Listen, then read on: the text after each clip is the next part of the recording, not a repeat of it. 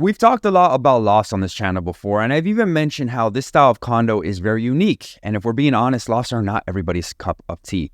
Every time I show a loft to someone, the response is very polarizing. They either hate it or they love it. On one hand, I understand the criticism. The lack of division and separation between the living spaces removes any sense of privacy of the home. So for those with families and especially kids, living in a free open space is a major deal breaker. But on the other hand, it's exactly that open space that makes the lofts so captivating. There's just something about the removal of barriers that invite creativity to the space, and figuring out how you're going to design that home without the restrictions imposed by standard layouts, such as condos and houses, is pretty cathartic, if I'm being honest. Look, I'm not trying to romanticize the notion of living in a loft, but there is an allure you can't quite put your finger on. And as a realtor, I found that this allure mainly attracts those who are best for either living single or living with a partner. Look, I don't have the data on me, but if I had to guess, those are the two scenarios that occupy the majority of the units, or lofts, I should say, in Brickell and in the downtown area. Which brings us to today's property tour of a penthouse listing of yours truly in Neo Vertika, which is situated in Brickell right on the Miami River. Now, when I first listed this property, I was enthralled by the industrial look, the high ceilings, the expansive balcony, and the river views